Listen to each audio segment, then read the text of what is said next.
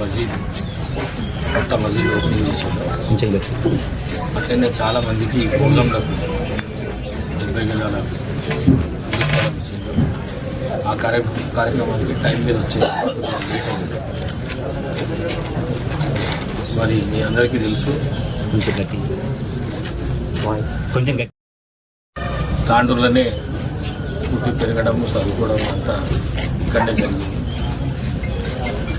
కానీ వికారాబాద్లో ఒకట నన్ను అక్కడున్న ప్రజలు కానీ నాయకులు కానీ ఆదరించి ఇలా స్పీకర్ స్థాయికి తీసుకొని పోయాను.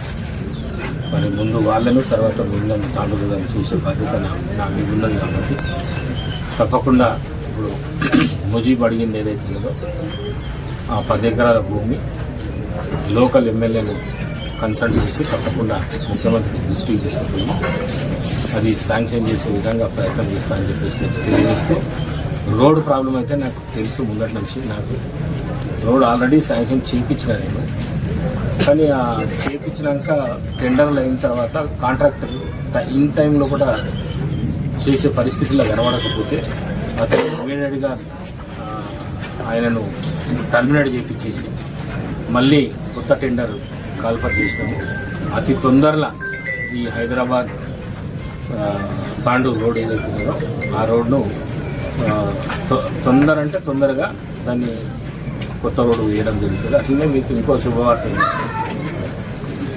ఈ మధ్యకాలంలో నేను ఢిల్లీ పోయినప్పుడు మన్నెగూడ టు వికారాబాద్, తాండూర్, జహీరాబాద్, బిదర్ 4,250 కోట్లతో రోడ్డు ప్రపోజల్ తీసుకొని పోయినా శాంక్షన్ కూడా అది కూడా వస్తుంది. అది 6 లైన్ రోడ్డు, చాలా పెద్ద రోడ్ అది. అది మనకు అవసరం ఉన్నది కాబట్టి, ఎందుకంటే మనం తాండూరు ప్రాంతం వల్లము కర్ణాటకకు సంబంధాలు ఉంటాయి. అందుకోసమే పెద్ద రోడ్డు తీసుకొని రావడం జరుగుతుంది.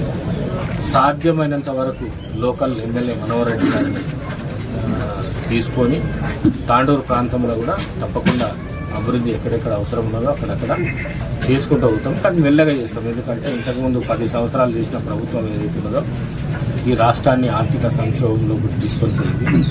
మెల్లమెల్లగా కోరి తెచ్చుకున్న రేవంత్ రెడ్డి రాష్ట్ర ముఖ్యమంత్రిని దాన్ని లైన్లో పెడుతున్నాడు. అది తప్పకుండా కొద్ది కాలం, ఇంకొక 6 నెలలు అయిపోతే ఈ సంక్షోభం ఏదైతే ఉన్నదో ఆర్థిక సంక్షోభం కొద్దిగా ముందుకు వస్తుంది. తర్వాత అభివృద్ధి కార్యక్రమాలు కానీ సంక్షేమ కార్యక్రమాలు కానీ కాంగ్రెస్ పార్టీ ఇచ్చినవి తప్పకుండా అన్ని వర్గాలకు వాళ్ళ ఇంటి దాకా తీసుకుపోయే బాధ్యత ఈ లోకల్ ఎమ్మెల్యే మీద ఉంటుంది, నా మీద కూడా ఉంటుందని చెప్పి తెలియజేసుకుంటూ సెలవు తీసుకుంటాను. Thank you.